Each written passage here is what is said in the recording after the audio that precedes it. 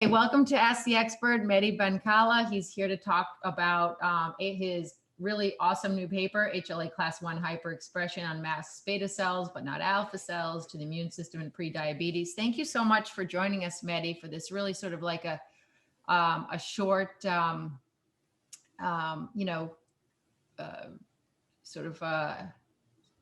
explanation of your paper. So yeah, we can't wait to hear it. What's up? What's up with it? Thank you for having me. Okay, now we can start. So today we're going to talk about HLA class 1. And I think this audience don't need a presentation about type 1 diabetes. So we're going to dive in. So several papers have showed that the HLA class 1 is hyperexpressed in the type 1 diabetic, on the islets of type 1 diabetic donors. Let me put my laser pointer. And more especially in the insulin containing islets, the ICIs. And then for the controls, the non-diabetic and the IDIs, the insulin deficient islets, they have normal HLA class 1 expression. So our aim here is to see how the HLA class 1 is expressed in the autoantibody positive donors. And for that, we stained 10 non-diabetic cases, 10 autoantibody positive. So 5 of them are single autoantibody positive and 5 of them are double autoantibody positive, and 12 type 1 diabetic cases. So we stained them with insulin, glucagon, and HLA class 1. We did a high resolution confocal microscopy, and then we analyzed these images. Here we have representative images of that staining. As you can see, for HLA class 1, we have you can barely see it actually in the non-diabetic and in the insulin deficient islets, because that's how the normal expression is. And then it's a little bit brighter in the autoantibody positive, and it's very, very bright in the type 1 diabetic insulin containing islets. And here's the data, and the data here is presented as a percentage of positive area of HLA class 1, and each dot is an islet. And it clearly shows that HLA class 1 is hyperexpressed not only in the type 1 diabetic insulin containing islets, but also in the autoantibody positive donors. And here is the same figure, just presented differently, so you can appreciate the heterogeneity of HLA class 1 expression. And you can see for the autoantibody positive, whether it is single autoantibody positive or double autoantibody positive, the hyperexpression is present in some cases, but then also there is a normal expression in other cases, whether it is single or double. There is no difference there. And here we presented the type 1 diabetic cases by disease duration, where here 6362, this person hasn't even been diagnosed, only when admitted to the ICU. And then 6040, it has a 20 years disease duration, and there is still HLA class 1 hyperexpression in those insulin-containing islets. So then we wanted to see how is HLA class 1 distributed in the islets, and especially between alpha and beta cells. So we used Mender's overlap coefficient to quantify the degree of colocalization between HLA class 1 and insulin, and then HLA class 1 and glucagon. And here the data shows that the majority of HLA class 1 is actually expressed on alpha cells, irrespective of disease status. As you can see here in the non-diabetic, and the autoantibody positive, and the T1D ICIs, and of course in the IDIs, since there is no beta cells there. Here we have the same figure, but presented differently to see the mean of each colocalization. And you can clearly see that, so alpha cells have the majority of HLA class 1, but then actually beta cells represent the smallest fraction expression HLA class 1 in the islets. And this was really surprising for us. So now that we showed that HLA class 1 is hyperexpressed in the autoantibody positive and the T1D ICIs, and it was more hyperexpressed more on the alpha cells, we wanted to see the intracellular localization of HLA class 1. So as we all know, like the beta cells or any other cells actually will process the autoantigen into small peptides in the proteasome. And then these peptides will be transported into a rough endoplasmic reticulum via the TAP molecule, and they will be loaded to the HLA class 1 molecules. And then these complexes, a peptide HLA class 1, will be transported via the Golgi to the membrane to be presented to the CD8 T cells. So here, in order to define the intracellular localization of HLA class 1, we stained these cases with HLA class 1 and GM130, which is a peripheral cytoplasmic protein that is tightly bound to the Golgi membranes. Then again, we did a high resolution confocal microscopy, and then we analyzed these images. And here we have a video of a type 1 diabetic islet, insulin-containing islet, and hyper-expressing HLA class 1 that you can see here in green. And the GM130, the Golgi membrane, is in red. And our aim here is to quantify the colocalization that you see in white of HLA class 1 and GM130, the Golgi marker. And the data shows that HLA class 1 accumulates actually in the Golgi compartments in the so-called single autoantibody positive and double autoantibody positive donors, or also in the T1D donors, but not in the non-diabetic donors.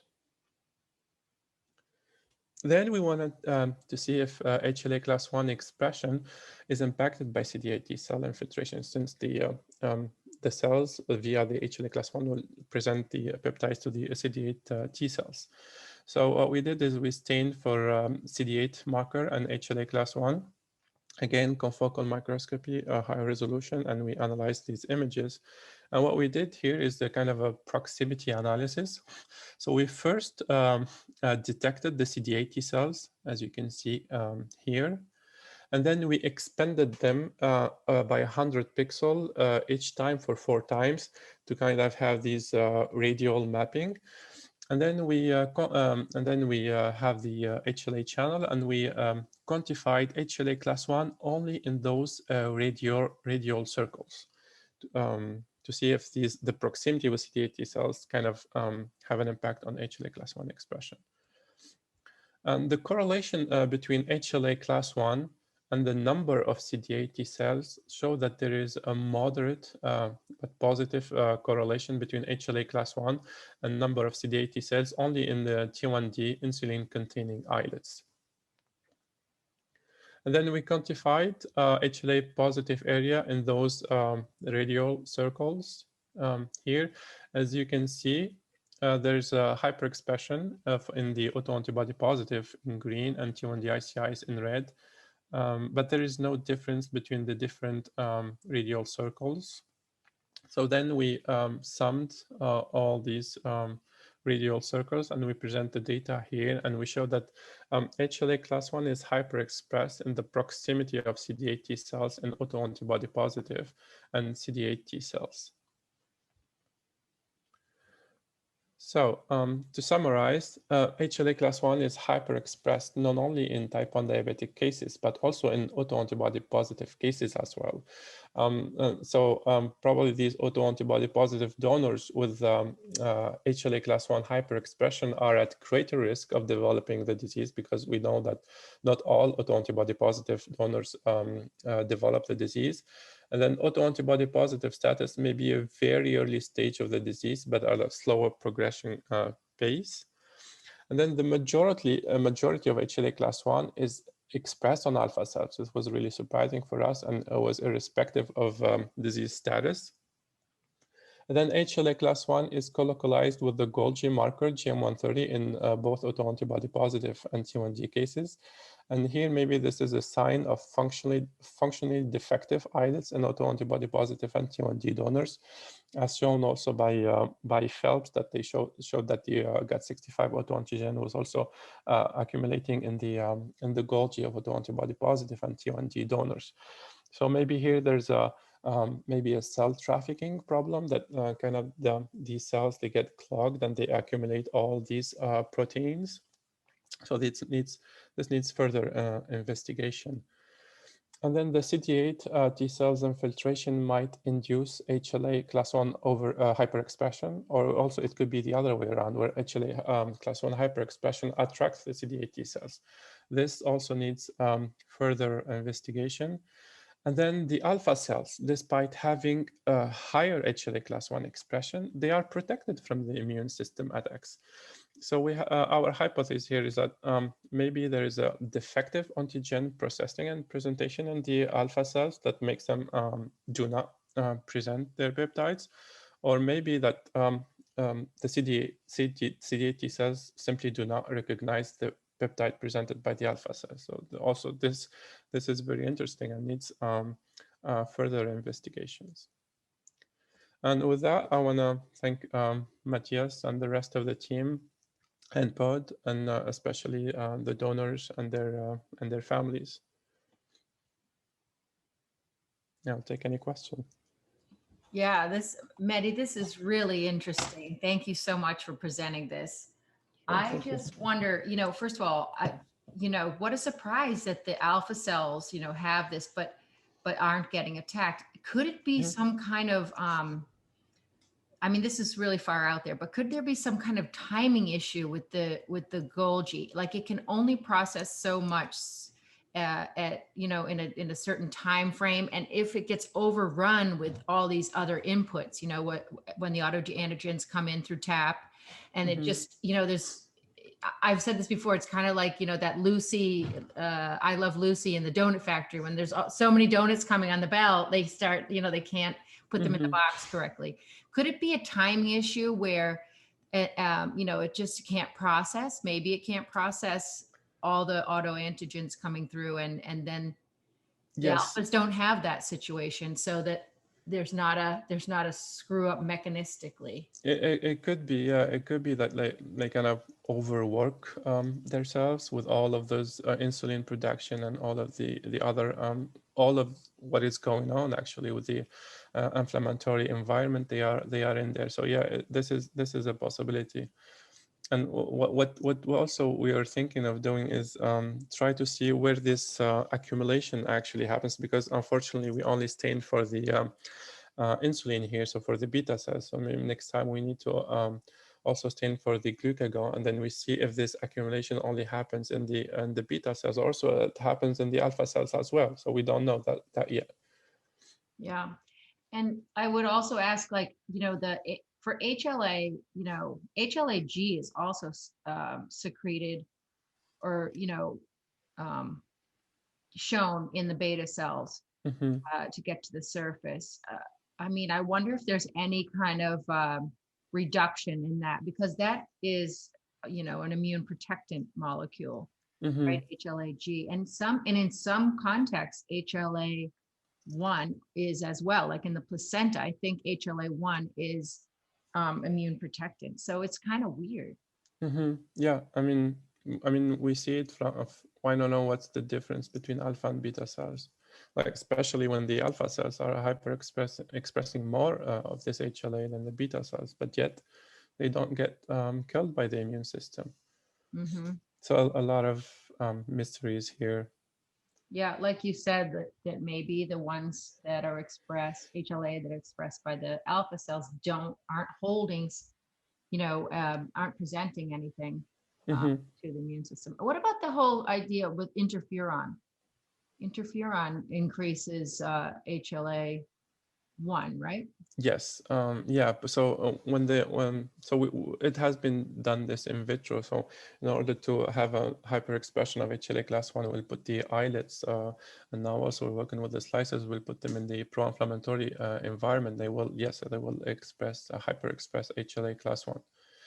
That could be a response for a virus infection also, when they will secrete all these cytokines, and then it will also have the expression of HLA class 1. This could be related to. Do you guys see if the alpha cells are also in the interferon environment, do they express more HLA-1?